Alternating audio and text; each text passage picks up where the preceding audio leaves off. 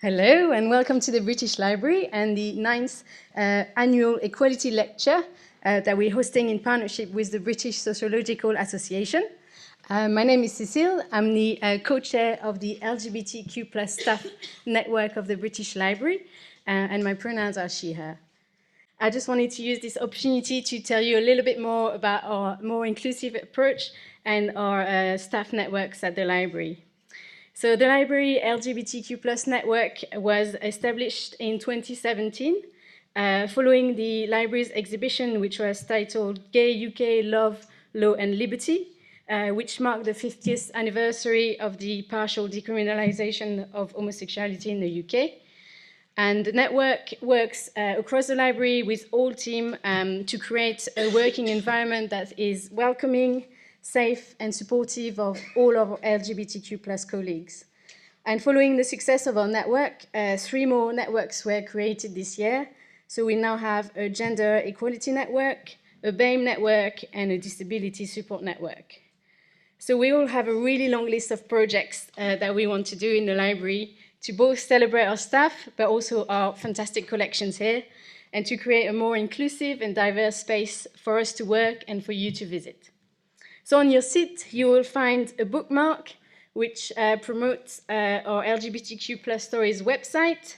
The website explores diverse experiences and stories that you can find in our collections. So please go and visit the website. There's some really incredible stories in there, including one on transgender identities in the past, which is currently our 3rd most popular article on the website. And we also have some fantastic new articles coming up next year. We're going to have one on Gay News, which was the first LGBT newspaper in the UK, and one article on Ishra, which is the 3rd gender in India's culture, and looking at it through our collections. So as a national library, we know that libraries have been for a long time a refuge for people excluded from the normative and major narrative of history and nationhood. And minorities of all types often seek evidence of themselves in the past, and the validation of finding someone like you who lived or survived at a different time can be absolutely transformative. And this is why the British Library and our partners have digitized over 20 million individual pages of printed news media to enable searches that were impossible in the past. And this is also why we're working actively to digitize many of our rare sound recordings, including lots of LGBTQ+ stories, as part of our Save Our Sound program. And for the ones of you around in the room who are into cataloging, our sound archive team is also reviewing how we are cataloging the gender of people speaking or singing in our sound recordings to include a non-binary category in addition to the male-female that we currently have. So the network of the British Library is still very young, but there is really great potential for us to bring change and make the library a more inclusive and welcoming place for our staff and our reader. And I hope you'll take from this short introduction that the library is very much open, as our colleagues across the library are working really hard for this change, and there should be plenty of exciting announcements coming soon. So now moving on to tonight's lecture, I'm very pleased to introduce your chair tonight, Professor Stevie Jackson, from the Centre for Women's Studies at the University of York, and a member of the Board of Trustees of the British Sociological Association. Professor Jackson has researched gender, sexuality, feminist theory, and the sociology of relationship for decades. As a distinguished academic sociologist, her books and articles have been highly influential, and she's been politically active throughout her career. In recent years, she's increasingly been focusing on gender and sexuality in East Asia, and in particular, working with colleagues in Hong Kong on the impact of activism on personal lives and relationships. So please welcome Stevie to the stage and enjoy the rest of your evening. Thank you. I will be brief so that we can get on to the main event of the night. It is a real honour to welcome Jack Halberstam here to give the 9th Equality Lecture. Jack has had an immense impact on feminism, gender studies, queer studies. His books include Female Masculinity,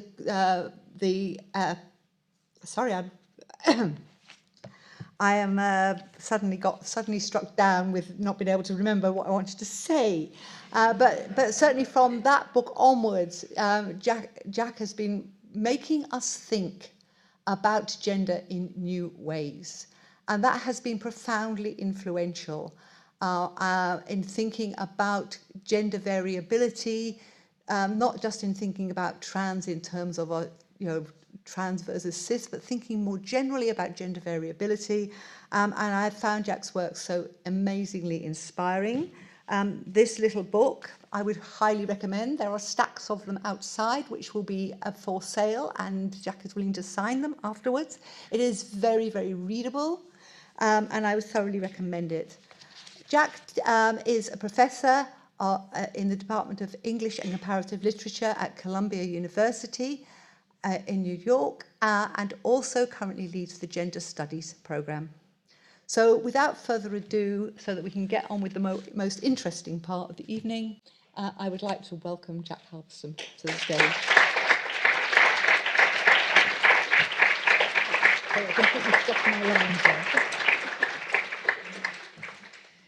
All right. Good evening. Thank you all for being here on a busy Friday night in London. I'm very, very excited to be here. I'm honored to be the 9th annual lecturer for the British Sociological Association, especially not being a sociologist. Forgive me. I'll do my best. But I'm sure most of you aren't here for the sociology.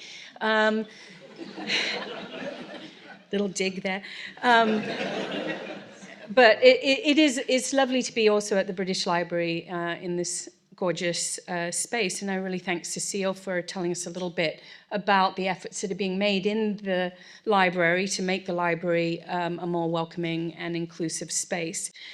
So what I'm going to do tonight, building upon, in fact, what Cecile was saying about the way in which libraries function, and always have functioned as refuges for marginalized populations, and also as places that are repositories for counter archives of lives that don't make it into conventional history and conventional narratives. I'm going to give you a really interesting, eccentric, and quirky archive of trans life in order to make the argument that we should be pushing in this very urgent moment of political unrest. We should be pushing way beyond a politics of recognition and thinking with some trans activists from the past about crafting different kinds of futures, not just for trans people, but for everyone who's dissatisfied with the way in which the world works at this moment, which sounds vague, but as we get into it, you'll see more what I'm talking about. I'll skip the first two slides, which are just explaining to you why I wrote a book that was called Trans Asterix.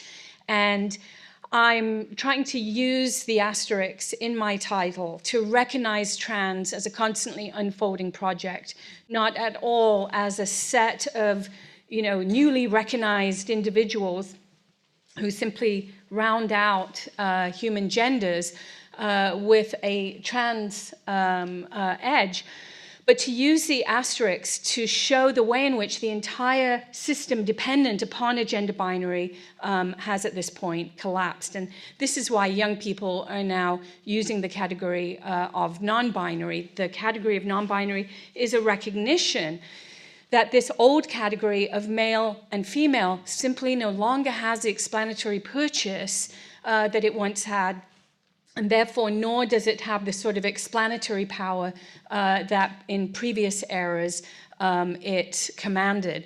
So rather than simply round out the system, my asterisk in Trans Asterix is designed to suggest that trans is not simply part of a current configuration. It is the challenge to that configuration, a challenge that, by the way, has now come to reduce that whole system to something that is under question. So it could have been actually trans question mark, or it could have been trans exclamation point, but at any point, it's a diacritical mark suggesting that we have reached the limit of our linguistic ability to describe what's happening within the gendered body.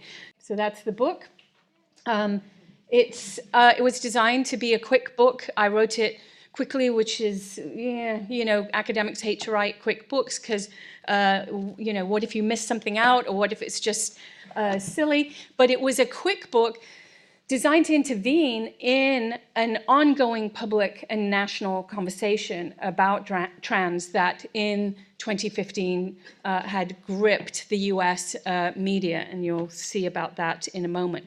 But just to give you sort of the arc of my talk, I'm going to participate in something that artist Chris Vargas has called the Museum of Transgender History. And this museum does not exist. It's a kind of fanciful, visionary idea of a museum with a constantly shifting and mobile set of objects that goes in and out of it. It's also a recognition that nobody wants a museum of transgender history, and therefore we have to create it, and we have to decide the artifacts that make their way into it. And what I'm going to present tonight is a whole bunch of quirky artifacts that will tell history askew, again, in order to make trans into a category that puts pressure on the status quo. Chris Vargas was offering his museum as a parody of a Smithsonian museum book called American History in 101 Objects. And you can hear how ridiculous that is, that you could tell a national history in 101 objects. So he gave his show the title of Transgender History in 99 Objects. And the precision of 99 is to poke fun at this idea of 101. We can do this. We only need 101 objects, and we can tell the whole history of the United States. So the question is, what gets left out? What gets included? What is the relationship between those two things?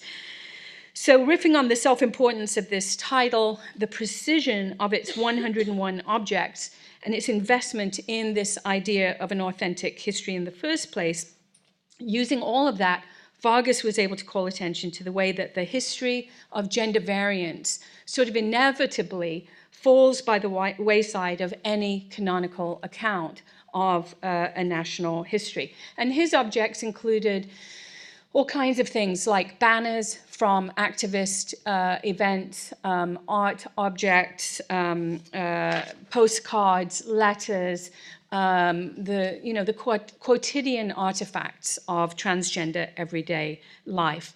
In comparison, however, and there's just a nice slide showing you some of the 99 objects that he used, and you could wander around his museum when it was installed in various galleries and just pick up objects. And the objects also changed over time, reminding us that transgender history, like transgender, is not one thing.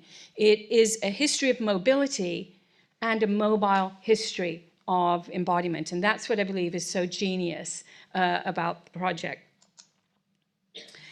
Now, while Chris Vargas is giving us this whimsical, parodic history, the mainstream press at the same time is telling us that we have reached a transgender tipping point, and they love to then attribute this to exactly one person, not a long history of activists who've been doing this work since the 1950s, but one person, part of a Kardashian media empire, no less, Caitlyn Jenner, who then becomes a sort of poster child for this moment, when in fact she represents no communities, she's related to no activism, and she has had very little to do with the fact that transgender politics are part of a national conversation at all.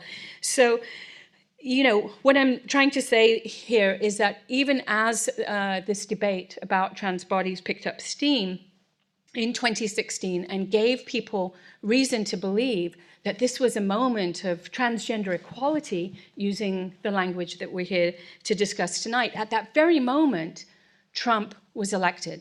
And he has made it his mission to push transgender rights back down the legislative chain, in some instances, completely get rid of them or eradicate them. And this should remind us that some sort of idea of a progressive history is always going to be at odds with the realities that we live with.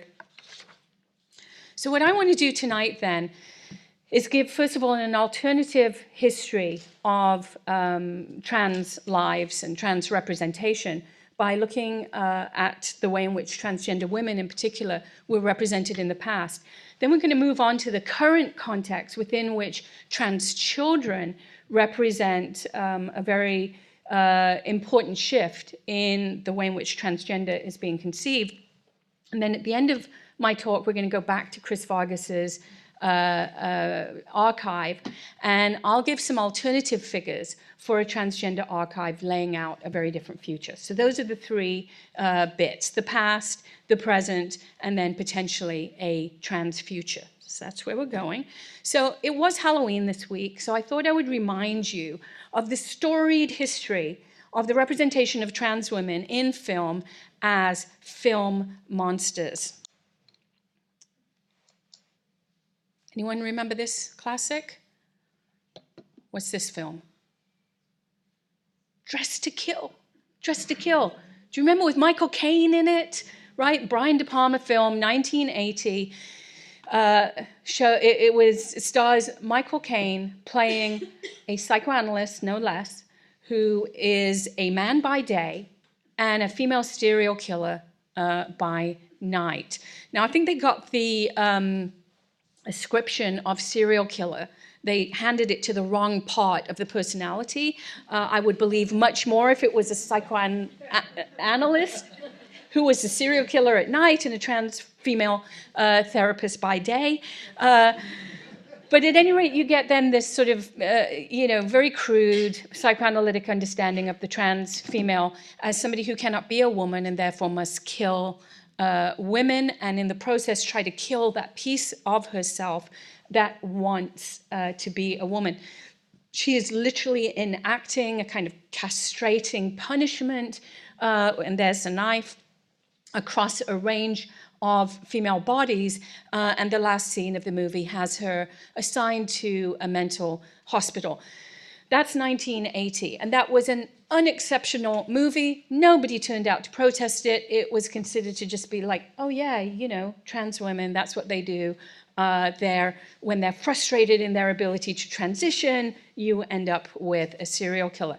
And by the way, while this may seem like a long buried representation of trans women, in this weird current climate that we're in, where we have so-called TERFs who are challenging trans women's right to be in the bathroom, it is exactly this kind of imagery that is fueling the representation of trans women as in some way dangerous to these mums online who are worried for their children. So I just want to say to those mums, there is a history of serial killers. Do you know who they are? They're more people like your husband, right? So maybe we should be very concerned about young straight boys in school and figure out how to keep them from mingling with the general population. If what we're actually worried about, is violence against people who might be seen as weaker in any way, shape, or form. Now, we can say, okay, 1980. And by the way, it's actually a great film. I'm not actually dissing this film. It's a great film. It's just that this representation of transgender femininity that was so unexceptional at the time is also deeply, deeply bothersome. Now, if it was just one film, you'd be like, yeah, all right, so we moved on. Well, did we? In fact, just 20 years earlier, horror film in the modern period had kicked off via Alfred Hitchcock's Psycho with the exact same scenario. Okay, a young man played by Norman Bates who cannot stand to be a man, wants to be a woman, has embodied the woman that he wants to become in his dead mother, who's, revealed to us at the end of the movie to be him in cross-dressing. and now must kill women to assuage his deep and disturbing desire to become a woman. So there it is, Psycho. Okay, Psycho, and then Dressed to Kill. Well, just 2 movies, that's okay, right? Not really. All the way up until 1991, when Jonathan Demme's Silence of the Lambs came out, this serial killer as trans woman image has, played itself out. And again, this was understood to be a sort of unexceptional representation of trans femininity. And here, this is Jamie Gumb, who's the crude killer to Hannibal Lecter's suave intellectual psycho killer. He wants to be a woman, he can't. He had presented himself to the Minnesota Gender Clinic for sex reassignment. He had been denied on the basis of some sort of psychopathology, and therefore kidnaps women, keeps them in a cellar, and is shrinking them so that he can skin them and wear their skin. How many trans women, I wonder, in history have ever done such a thing, right? There are exactly 0 recorded instances of trans women as serial killers. And here are 2, that's the Psycho image. And this is actually a really fantastic horror film called Sleepaway Camp, where again, you have the killer revealed. I can't remember if it's a trans girl or a trans boy, but at any rate, it's a trans person who wants to wreak vengeance on the little binary clusters of campers that they have been sent away to camp with. So this is the field of representation that up until the 90s prevailed. And I think that's an important history. I don't know if everybody here would remember that history. And it has since been countered. It's been seen as a sort of negative archive that must be countered with positive images. And let me just tell you that positive images are usually no better. They're impossibly idealizing. Very often the trans person must die precisely because you have to solicit empathy and sympathy for them. So that's not necessarily good. What we want, of course, are complex images of trans life. That said, just to put this to rest, I do want to remember that serial killers in history have tended to be not trans women, and not just white guys, but white guys who deeply, deeply believe in law and order. Ted Bundy, the boy next door, BTK killer in Seattle, who was the guy who went around in people's neighborhoods reminding them that their grass was too long or their fence was painted the wrong color. He would call the police on people for any minor infraction, and meanwhile was trying to eradicate Seattle of prostitutes by binding them, kidnapping them, and torturing them. And then finally, the Golden State Killer, who basically wreaked havoc in California from 1970 to 1995, was finally caught only 2 years ago. And guess what his job was? A police officer. So that's the absolute truth of what normativity looks like. And this is why normativity is not our goal. Okay, we do not seek to be normal within a system that has determined normativity on the basis of a gender binary. We do not seek to round out that binary. We do not seek to provide flavor for that binary. We seek, in many instances, to destroy its meaning completely, precisely because there are problems with it, not only in terms of the people who are excluded from it, but particularly in relationship to the group of people who feel absolutely committed to upholding it.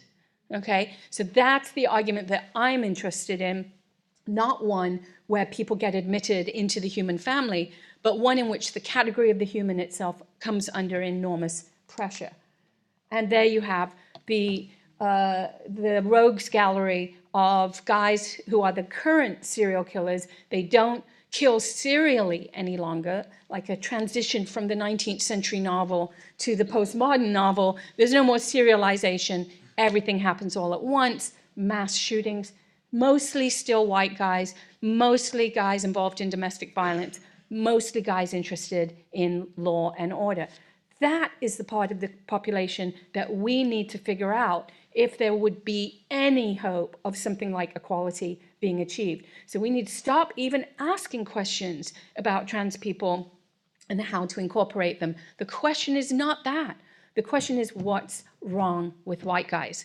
And the more we turn to that question, there you go, a couple of sociological dissertations could be written on exactly that topic. So that's the past, and it's against that past of this very troubling field within which trans people are either not represented as mad and bad and dangerous, and are occupy the role that in reality is occupied by white violent men in our society. Against that backdrop, today we have an ongoing discussion about transgender in relationship to trans children. And that's what I want to turn to next. So that was the past, now we turn to the present. Oh, but just along the way, these are some of the works that I'll be referring to today, trans studies has turned also from being a field of study in which we survey the history of treatments and diagnoses and the history of trans people in relationship to medicine and the law, to a much more varied field. And going this way, Jay Prosser's book looked at autobiographies by trans men and provided a very rich psychoanalytic account of transsexual life. Susan Stryker has been one of the most active and dynamic historians, giving very, very specific trans histories as they move away from lesbian and gay histories and provide their own kinds of materials and landscapes. And then finally, really one of the most significant books of recent years, Riley Snorton's Black on Both Sides, a racial history of trans identity that goes back to the slavery period, to notice the way in which bodily mobility was already read onto the body of the slave. And he asked questions in that book about the relationship of fungibility to gender mobility and how we might think about trans identity in relationship to blackness, whiteness, the history of slavery, and a current preoccupation with an anti-racist discourse. So in other words, trans has mostly been told as a white history, and that then ignores a much longer history of the punishment and containment of the black body, okay? Okay, so let's move on to the trans child then. In the past, there actually have also been films about trans children, going all the way back to, I think this one is from the mid-90s, Ma Vie en Rose. People might remember it was a Belgian film about somebody who was assigned male at birth, but understood themselves to be a girl. And this is Ludo, taking their name from the Latin for playing, right? So there's a sort of playfulness in this film. It isn't a super heavy film.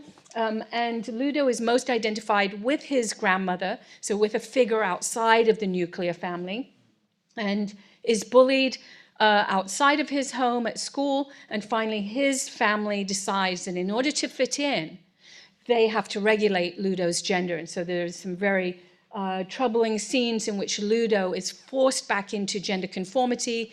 Their hair is cut, their clothes are changed, and the family submits to the authority of the normalizing influence of neighborhood, schools, co-workers, and so on. And the trans child becomes the recipient of this punishing activity. Then a much later film, Tomboy, 2004, a trans person who was assigned female at birth, presents in a new neighborhood and is immediately read as a boy, passes as a boy until the parents find out again, and they are then punished in the context of the film. So that's been the representation of trans children.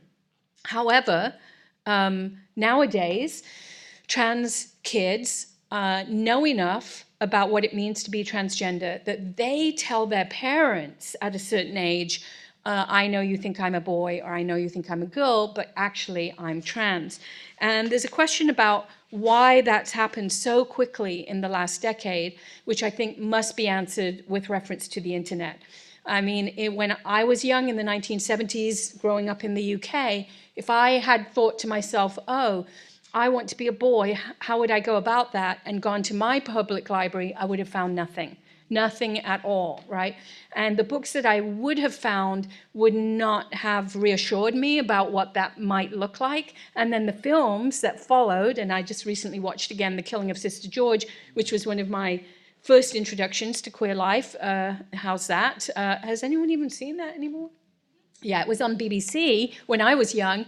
And of course, Sister George is a kind of transy character played by Beryl Reid, amazingly. So there were no opportunities for young adults in the past until the last 10 years to type in boy who thinks they're a girl, girl who thinks they're a boy online. As soon as you have language, as soon as you have access to a keyboard, you can type that and you can find a lot of information.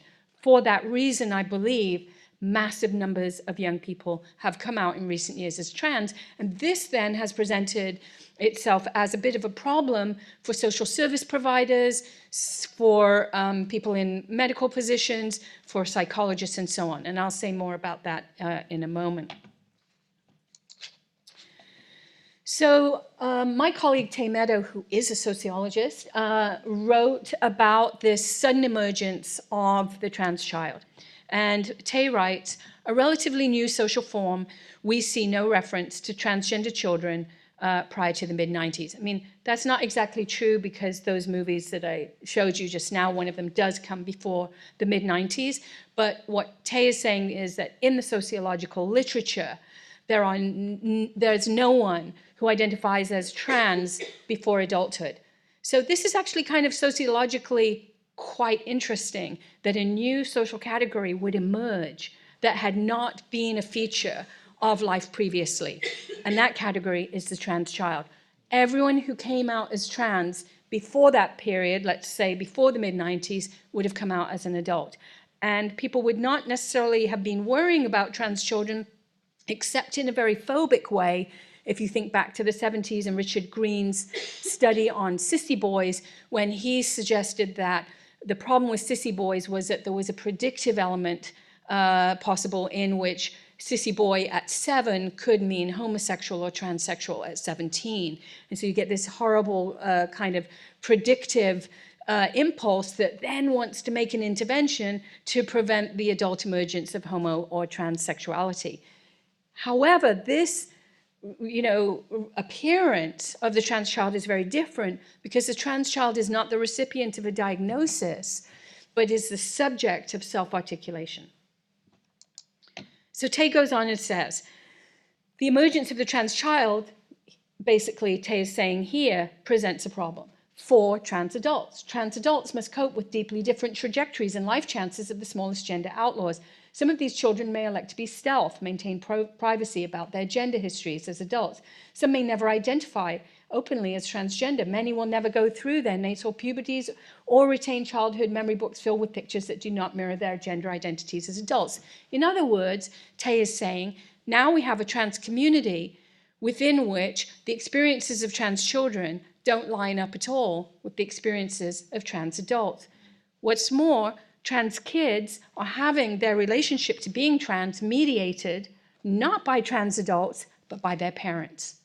And by parents in an era of intense concern about parenting and good parenting, which means that many parents rushed to resolve the issue of gender ambiguity for their child by taking the child to a therapist or taking the child to a medical consultant and looking quickly for resolution.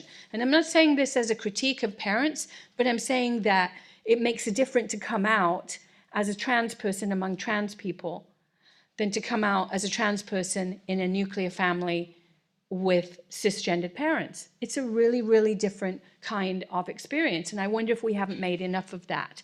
So currently, there are generational splits in trans communities. There's a lot of misunderstanding back and forth, and I believe that this is why. This statement that Tay makes sort of explains why. But Tay goes on to say, for these reasons, this new generation may have wider latitude to disidentify with transgender history and with those who came before them. And that, I believe, is a problem, okay? Because if you come out as trans at a very young age and you don't know the history of trans people, and nor do your parents, then the question is, where does that trans history come from? And so what we find online and in certain groups is a lot of fighting about pronouns, but not a lot of understanding of this much longer arc of both representation, medical intervention, psychological diagnosis, and so on, out of which trans has emerged. And the activist part of this is crucial. And that's why I began with Chris Vargas's Museum of Transgender History, is precisely to say we need that history more than ever in a moment when the goal for some cisgendered parents is simply to fold their children into the categories of male and female and be done. And, you know, within trans communities, people will acknowledge that that's not how it works. That is not necessarily the goal. For some people, obviously, it is to go stealth and simply live in their communities as a man or as a woman.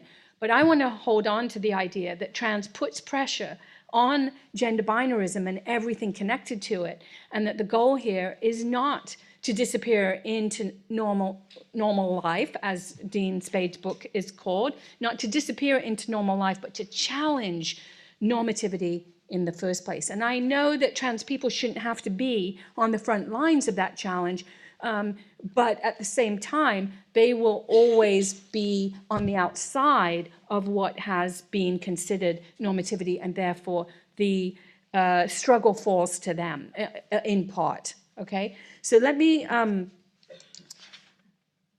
so there is, you know, Ludo in the past, in the mid-90s, asking, am I a boy or a girl, at a time when no one has an answer to that question. And again, we don't want to now simply stabilize the answer by saying, now we can answer, you are a boy or you are a girl. What we should be doing is examining the structure of gender assignment and gender norms in the first place. And this has been an ongoing project going back to the 1970s.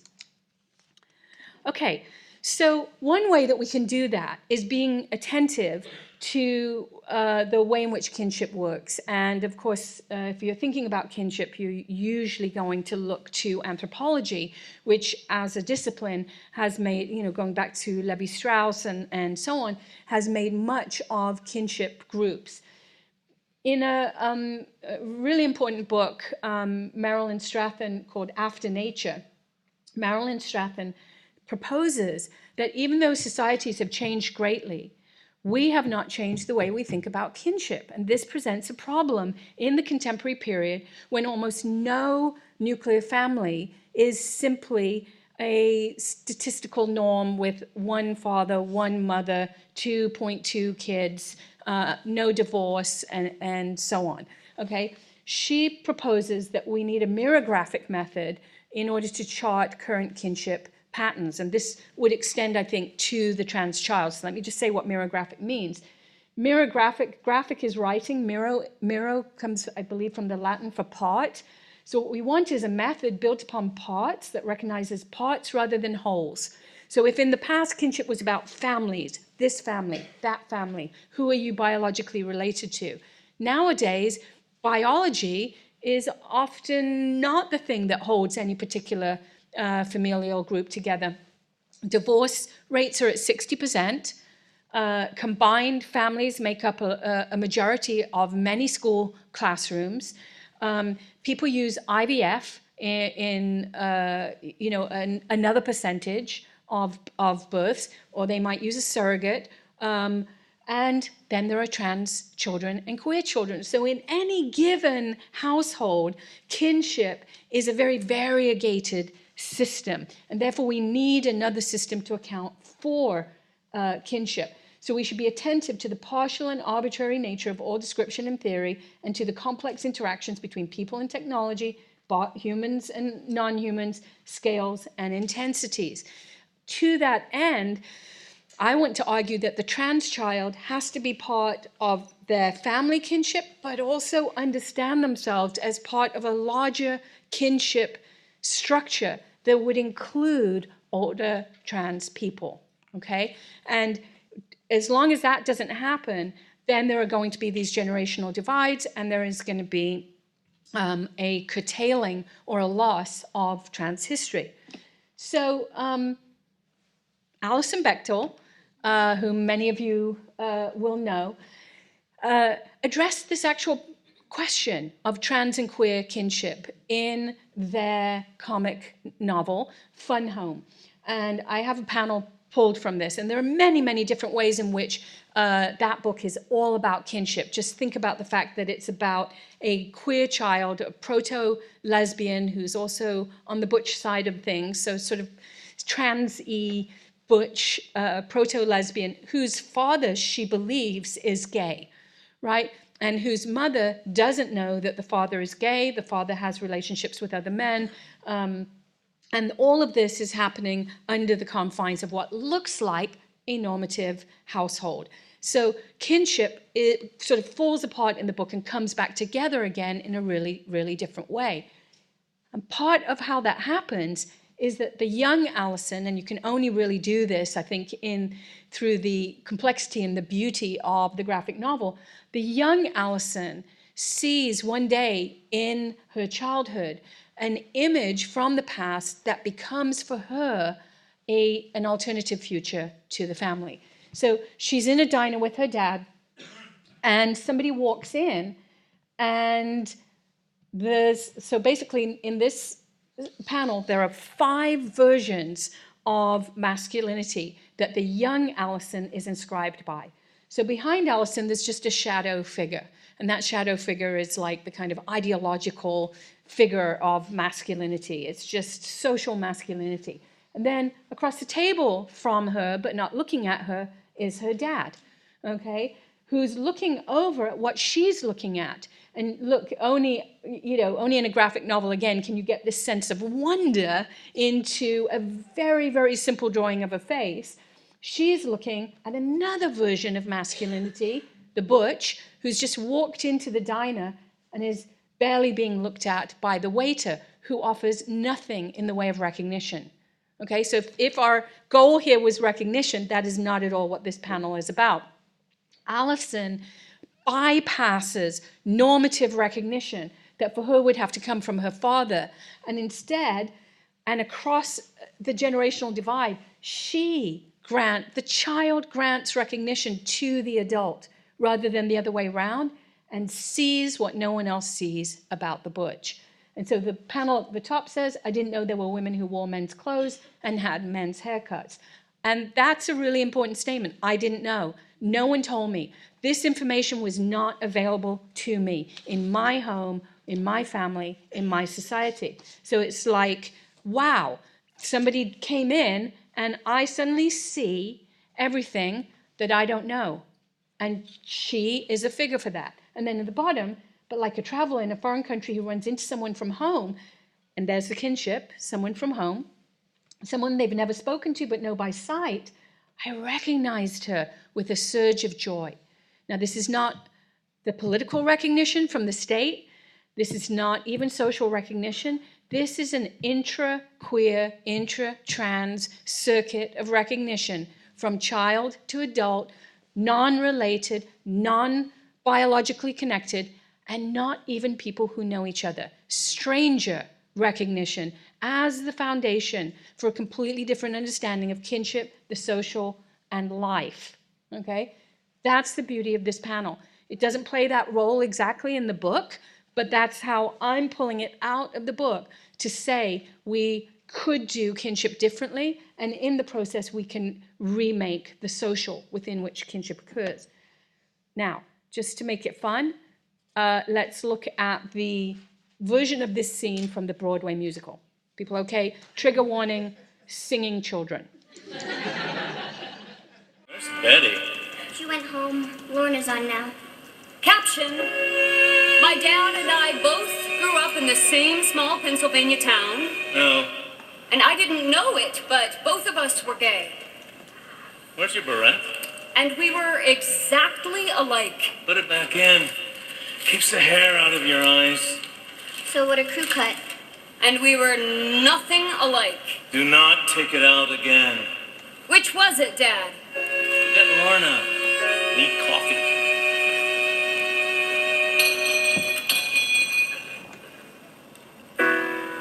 You didn't notice her at first, Dad, but I did. I saw her the minute she walked in. I'd never seen a woman who looked like her. It was like I was a traveler in a foreign country who runs into someone from home. Someone they've never met before, but somehow just recognizes. Someone just came in the door, like no one I ever saw before. I feel.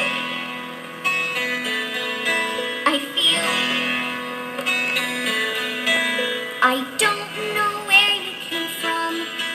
I wish I did. I feel so dumb. I feel your swagger and your bearing and the just right clothes you're wearing, your short hair and your dungarees and your lace-up boots and your keys. Oh, your ring of keys.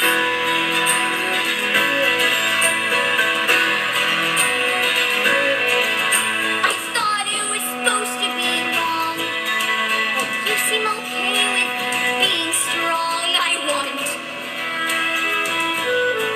You're so. It's probably conceited to say, but I think we're alike in a certain way. Your swagger and your bearing and just right clothes you're wearing, your short hair and your dungarees and your lace-up boots and your keys. Oh,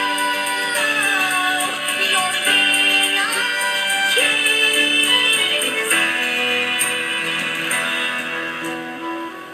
Do you feel my heart saying hi? In this whole luncheonette, why am I the only one who sees you're beautiful? No, I mean handsome.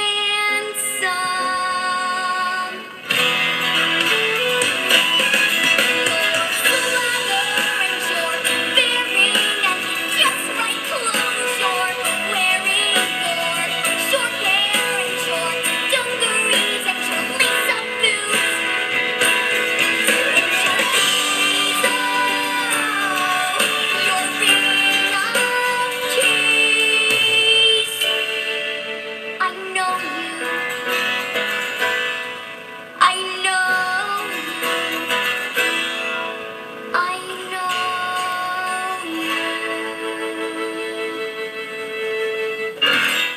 All right, that's enough of that. Right, but this was a play that went to Broadway, and I went to see it sort of under protest, thinking, oh, I hate music halls, singing children, the whole thing. But it's really good. And there's a typo there. It should have said that the song was written by Lisa Crone, who used to be in the Five Lesbian Brothers, which was an amazing comedy theatre troupe. But you can see the power, actually, of the panel brought to life here. And the song, is made up of these elliptical statements where the young Allison says, I feel, and then doesn't continue, and says, I want, and doesn't continue, and then says, you're so. And that same sense that language kind of runs out that I was talking about in relationship to the asterisks is actually incorporated into the song, where music takes over, where the lyrics can't go.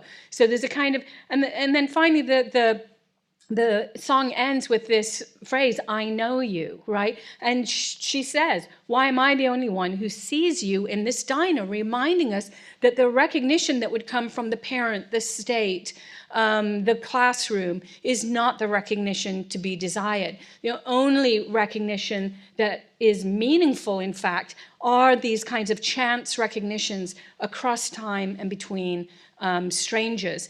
So in this sense, this is going to set us up then for the final piece that I want to present to you, which is on trans futurity, in place of this very, very routine politics of recognition.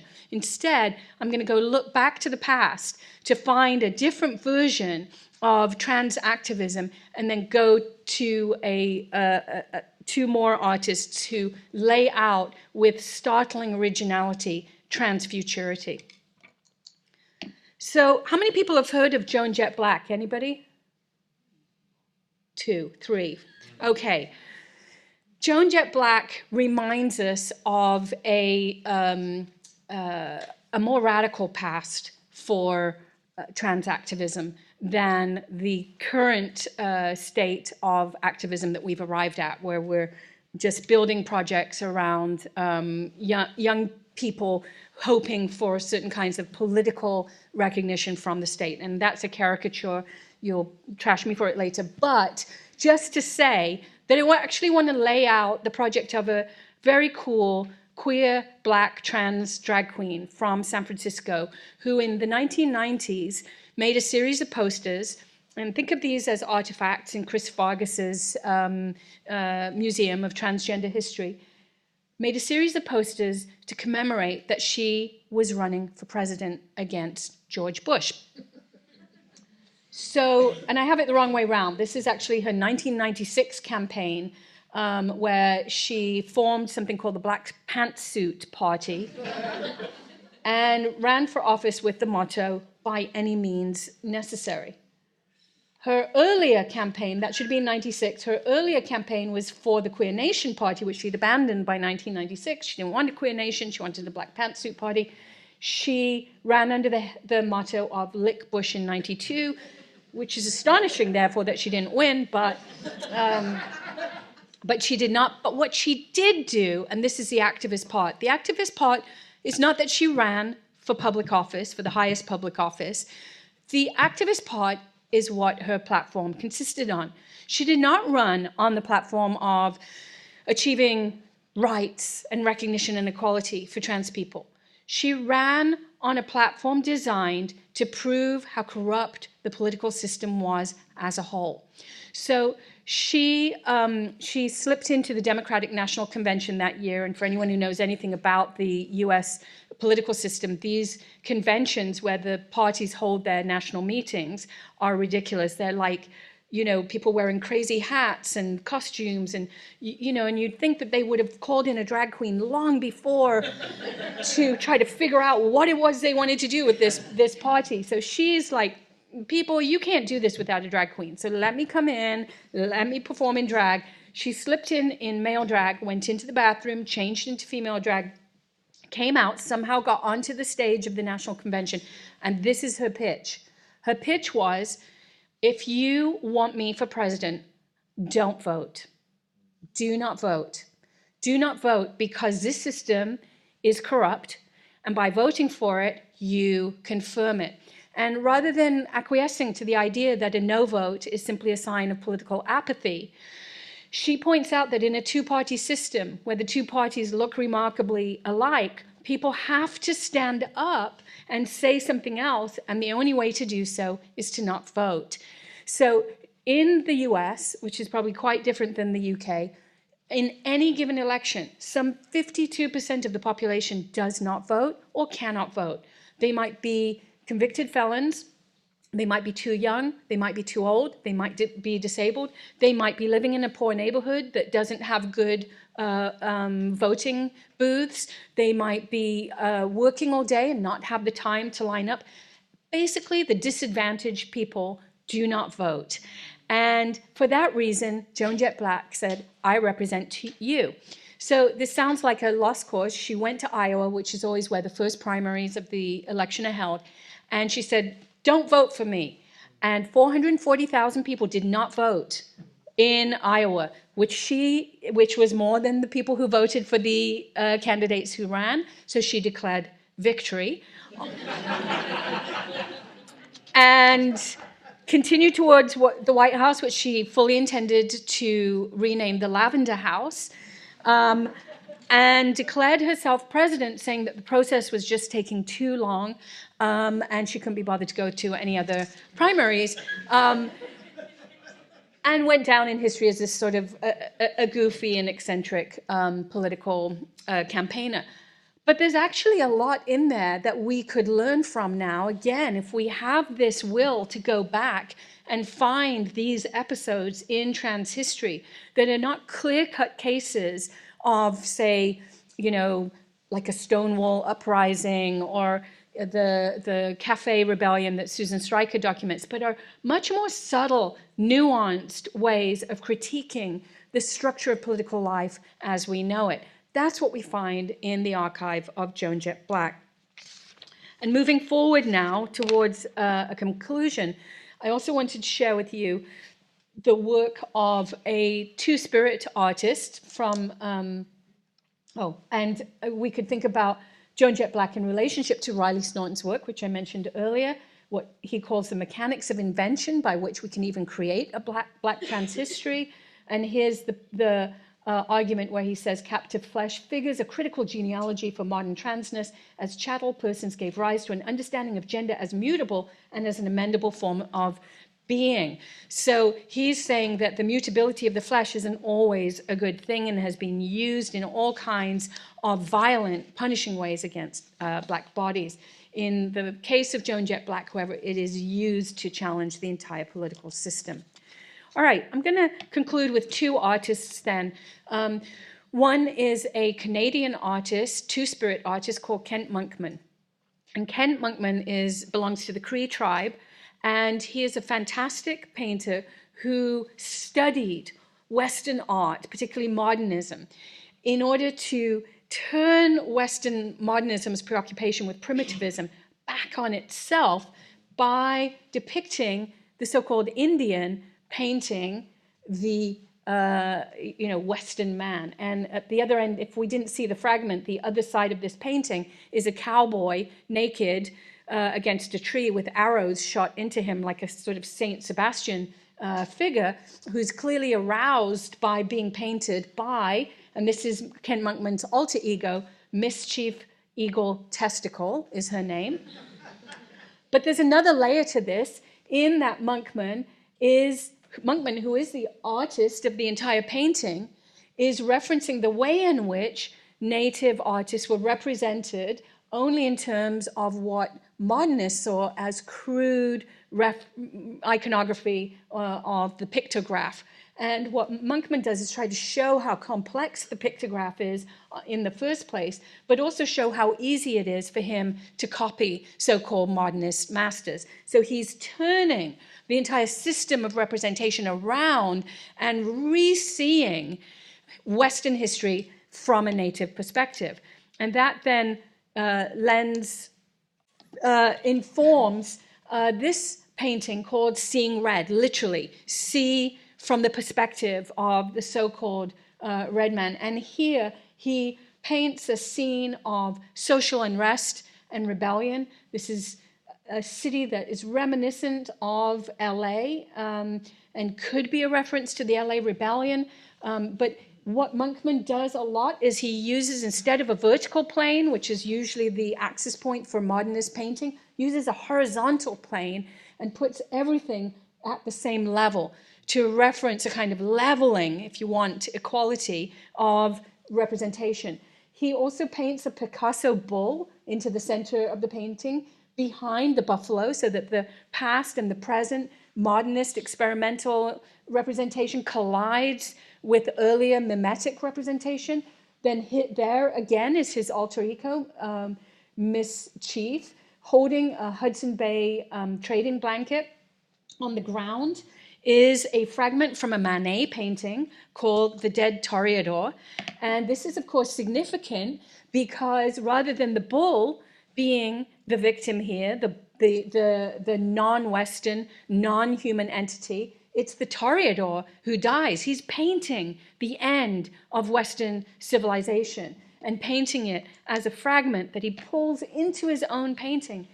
But instead of the dead body being the victim of native violence, you see a woman tending to the dead Toreador and therefore modeling a different relationship to violence, to healing, to rescue, and so on. There's so many different things you could say about any given Monkman canvas, but there's also the competing eschatologies. There's a helicopter, but also an angel. There are phone lines, but also a totem pole. The city is burning, but it's also in the process of being remade, reimagined, rebuilt, and the whole painting is figured through a trans-native matador. So the sort of orchestrating figure of this new realm of representation is one who comes both to tear down the past, but also to point towards an alternative future. And to that end, I just want to play you, by way of my conclusion then, that this futuristic, remarkable image by performance artist, gender non-binary, racially ambiguous performance artist Boy Child, who created this performance of a kind of a body that is vibrating with meaning and sensibility. I'll just play you a little piece of it.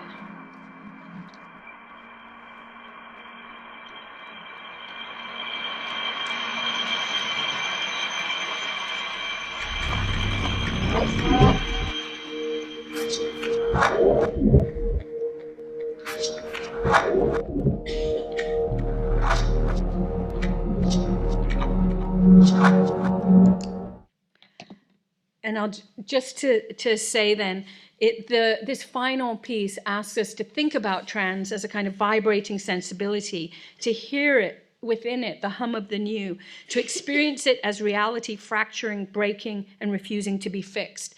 Trans bodies break and stay broken, splinter and do not reassemble. They remain partial, fragmentary, and splendid for being severed from an unbendable real. Thank you. Thank you, Jack, for a very stimulating, exciting, and also entertaining talk, which I hope will have given us lots of thoughts. In the midst of my senior moment, when I gave the introductions, I completely forgot, despite the fact I had it written in front of me, to tell you about Jack's new book, which is coming out next year, called Wild Things, The Disorder of Desire. I'm sure we will all look forward to that. So we're going to take questions now. Jack prefers to take them one at a time. So who would like to? Who is brave enough to kick us off? Okay, we have one over there. Thank you very much for the presentation. It's fantastic. Oh. I've got 100 things I'd like to ask, but first of all, just to recognise, it made me think when you were talking, the first time I saw Grace Jones. Yeah. And that I recognised myself at that moment, and so, yeah. And also then what they did with her, those images of putting her in a cage, and there is this problem with the conflation of race. So the question, you'll be aware about the amount of trans black women that are being murdered in the US. We hear a little bit, but I wonder whether you could speak to that at all. Yeah. Thank you for, first of all, any reference to Grace Jones is always welcome. Because I think, in a way, Grace Jones kind of suffered from the fact that she had this very futuristic relationship to embodiment, that she was not the object of someone else's manipulations. She was very agentic in the way in which she managed her career. But she's been the first to say that she did not make much money or enough money to sustain herself from her career, precisely because she fell out of all kinds of categories. Certainly she was challenging the desire that particularly a black female performer be sexy in a very particular way and not challenge people with a kind of androgynous appearance. But she also fell between genres. She did punk songs, she did reggae songs, she did disco songs. She's done everything. So I think that there's a kind of trans history of Grace Jones to be told. I think Yuri McMillan, actually, who's an amazing queer Black art historian in the US at UCLA, I believe he's writing a book on Grace Jones. It's going to be great. Look, I mean, the fact that much of the violence that trans people face is actually violence experienced by women of color is something that needs to be said, because, and this can be the problem with empirical numbers. So a lot of times when people want to make a claim for certain kinds of recognition or equality, statistics will be brought up that will say a young trans person is 19 times more likely to face violence over the course of their life than a cisgendered person. Well, actually, that doesn't tell you much. What trans person? What cis person? Because a white trans man may not be 19 times more likely to experience violence than, say, a cisgendered Black woman. He may not be. Has anyone done that research? Or is that classification part of the research on violence? So once we do actually sort for race and class, what you find out is that poor people of color face violence. Period. Trans, non-trans, women with, poor women of color with children are the poor population in the US. They have no social support, they don't have inherited money, they have not had access to education to get professional jobs, they face enormous amounts of social and physical violence. That's the category into which trans women of color fall. And, you know, and then, lots of poor trans women turn to sex work, and sex work is precarious. So that's the answer that I have to that question, which means that this is why I keep stressing Riley Snorton's book. There's no point doing trans history as if trans people are not completely variegated across race and class. The experiences of white middle-class trans people are just not the same as the experiences of poor trans people of color. And I just don't think we should use trans as a homogenous category. Thank you. Thank you. Thank you for that question.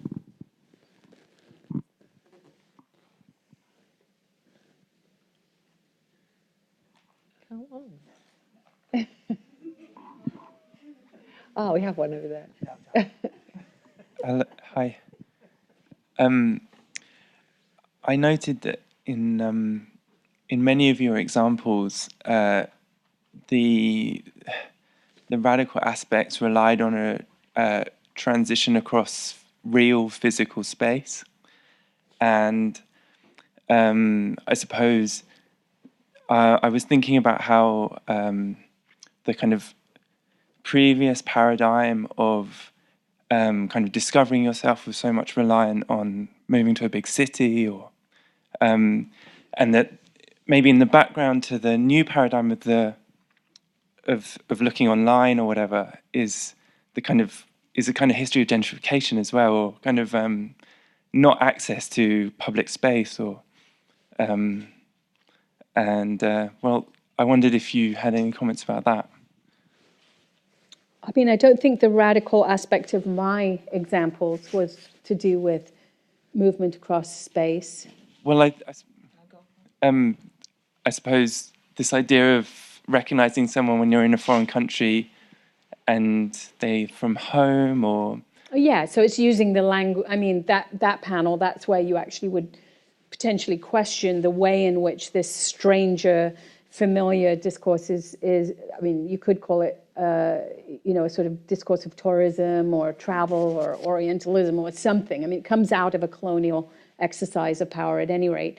But, it has a different meaning in that panel. But, I mean, it sounds like you're referring to the difference between sort of urban and rural distinctions between the way in which marginalized gender and sexual communities are positioned. Is that it?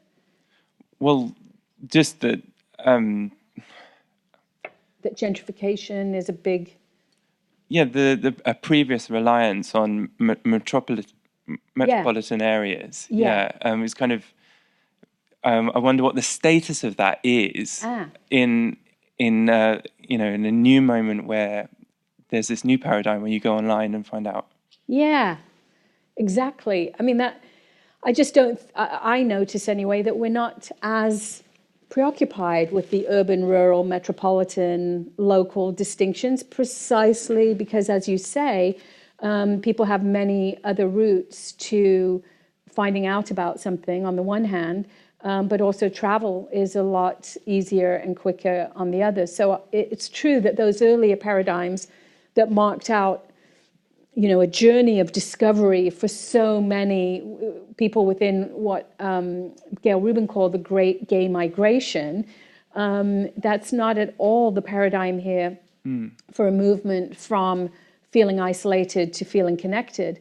The connection here seems to be online, seems to be a virtual connection, which of course is very important to a lot of young people, but online information can be misleading, as we all know, right? So I've talked to young folks who are like, yeah, well, one of the YouTubers I follow, he's transitioning, and every day we can, across his YouTube diary, you can see the impact that testosterone has over time. And it's like, you look at it and it's like, he's jumping from 1 month to the next, but the kids watching it, it might look like 1 week to the next. So there's a very compressed understanding of transition. I mean, growing facial hair for a trans man, for some trans men, I mean, you may or you may not. And for others, it may take a very long time. And for someone else, it will happen relatively quickly. But sometimes the video, it sort of emphasizes this fantasy of a magic transitional experience where you go to bed one gen, you wake up, and it just doesn't happen like that. And there's also some sort of weird deep belief that cis people have in surgical transformation that is also not at all the experience of many, many trans people, many of whom don't get surgeries, or many people get surgeries that they're not necessarily happy with. So I think the fantasy of sex change is something that has to, no one should be using the language of sex change anymore. But I think what goes down with that is, in fact, this idea of a sort of metropolitan journey that is made in order to come into an enlightened space where then one finds the answers to the questions that you are asking. That's no longer the context against which these narratives unfold. Gentrification is a whole other thing, however. Yeah. Thank you. Yeah. I have this one over here.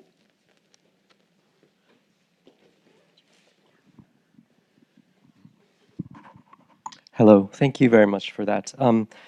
Throughout your talk, there was quite a bit of emphasis on history and the importance of sharing history. And for me, that presents a lot of attention with individuality, because a lot of time history is about creating a common identity, about feeling a sense of belonging. And for me, it's always a tension, because when we do require a lot of numbers to be recognized, and a common thing to be recognized. But the moment that it becomes a pattern or some kind of a trope, then it's a lot more easier for it to be taken over by people with power. Say like American cultural institution might say, hey, we will own this history, because it's now identifiable as a group. How do you think of that tension between history, common experience, and individualism? Oh, okay, wow. There was just so much in there. First of all, I wouldn't recognize the binary that you set up between history and individuality. I mean, I'm not a historian. I'm doing the kind of history that Chris Vargas, in a very quirky way, suggests, which, what if you told a history through 99 objects, and I have like 10 or something, instead of a history as in this happened, then that happened. The way in which conventional history of trans life gets told is generally in 1953, Christine Jorgensen arrived on the shores of the US and met a doctor who said, I can give you a sex change. She was miraculously transformed overnight into a blonde bombshell, and transgender modern life was born. I mean, that's just wretched bullshit. You know, it's not anything actually to do with trans history, which has a very uneven beginning at the beginning of the 20th century, when homosexuality and transsexuality were merged in the classification of homosexuality as a man trapped in a woman's body or a woman trapped in a man's body. So L, G, and T, in fact, have the same history in relationship to what Foucault calls this kind of emergence of modern sexuality. And then there are various moments where there's a division that occurs within which particularly gay men said, we're not genderqueer, you know, why is this category of femininity being projected onto us? Lesbians were less worried about that because a lot of lesbians, particularly in the 50s and 40s, did identify as masculine. So both lesbian and gay go off in other directions, but so does trans. And some of that has to do with the medical history of pathologization. Some of it has to do with social histories. Some of it has to do with your social standing in the gender in which you were born or the gender to which you aspire. So there are many different histories. The history I give tends to be the history of representation and a pulling back from conventional representational histories in which we say, in the past we were represented as wicked, now we're represented in good ways, and instead saying that what we're looking for are complex systems, regimes of representation within which complex personhood can emerge, not good people, bad people, right people, people deserving of recognition, and so on. So I'm not just trying to undo history, I'm trying to undo a politics that also attaches to that history in which trans people are supposed to have arrived, arrayed behind Caitlyn Jenner, saying, oh, thank you, great society, for allowing us to live and use bathrooms. We are forever grateful to you for this dispensation. I mean, it's just like bullshit. None of that is what a political future should consist of. Plus, if you just say, we're going to make sure that trans people in the workplace are not discriminated against, what about all the trans people not in the workplace? I mean, these cannot be the vectors by which we measure political success. It just can't be. That's what I'm pushing on. I'm pushing on having a way more multifaceted politics that comes from something vaguely recognizable as a far left that isn't divided up into a trans politics and another kind of politics, but is a politics that we need for right now because we're, you know, basically in a moment of deep political chaos orchestrated by right-wing populism. So I'm not separating trans from that. I'm saying there are figures, strategies, episodes in trans history that are illuminating for this other political project that we might want to invest our time in. Thank you. Got one at the back there.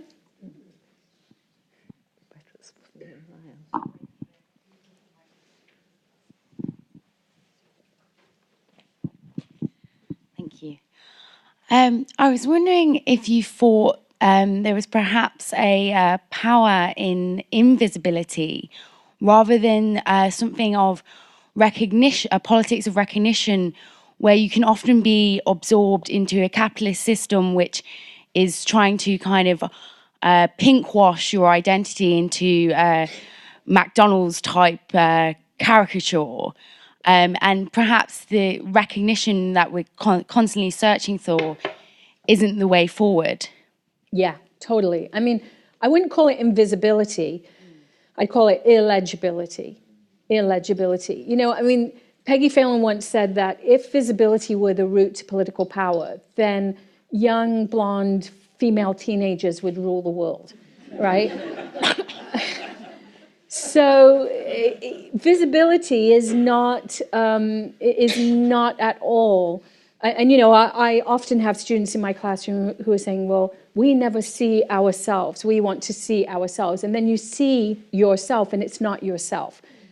because it's the version that was made for TV and sold back to you, exactly as you say, within a kind of McDonaldization of this complex history. So but it's not exactly invisibility either.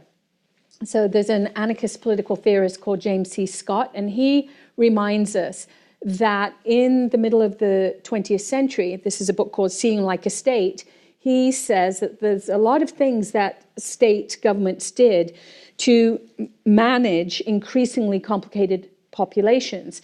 And one of the, things like demanding that you have your gender on your passport. Well, that wasn't always the thing.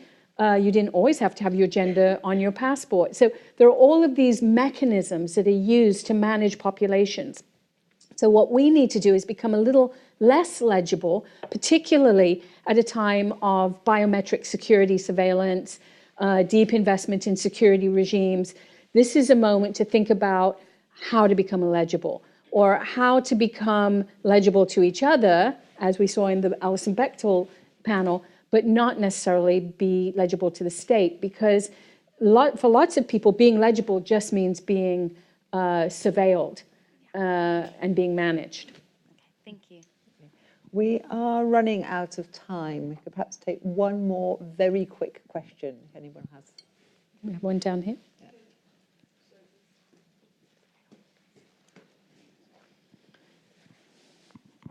As a final question, I was wondering if you can talk a bit more about your new book and... Wow, thank you. Good question. And how that ties in with the research you've done for trans and sort of the idea of transfuturity. Thank you. That's a very sweet and generous question. And since I've literally been trying to wrangle it into submission this past week, yes, thank you. I started using the category of wildness to think about, but remembering, as you were saying, that a figure like Grace Jones is always relayed through a category like wildness as well. I tried to use the category of wildness to recognize everything that lies outside of conventional description and definition, but also see that wildness, while we're at it, is a colonial term used against colonized people. So it contains within it an anti-colonial set of possibilities. It's been used against black bodies in particular, so it contains within it potentially an anti-racist reinscription, and it's been used against bodies that refuse to submit to the classifications that the society's medical and psychological regimes have established. So I give a really weird, again, kind of quirky account of how wildness as a colonial category began to come apart within modernism, and then finally breaks open and leads the way, very much the arc of the talk today, to other alternative scripts around embodiment. And in fact, Kent Monkman plays a huge role in that book because he is a native two-spirit artist repainting European modernism from a native perspective, from a decolonial perspective, and from a trans perspective, and in the process, literally remaking the world. And in other parts of the book, I argue simply for unbuilding the world altogether. So it's a decolonial project. It's a project that is invested in taking everything apart rather than simply shoehorning people into it. So on behalf of that, that's where the title comes from, on behalf of wild things. Thank you. So I'd like to thank Jack very much for tonight. It's been fantastic, inspirational, really thought-provoking, and he will be signing copies of his books outside if you would like to buy copies of the Trans, A Quick and Quirky Introduction, or there are a few copies of Female Masculinity, there's copies of The Queer Art of Failure, and I think a few other things as well, but there's quite a lot out there. I feel obliged. So you can really invest we can just chat too. Jack's complete works and have them signed. So thank you all for coming, and I hope you have all enjoyed this evening. Thank you.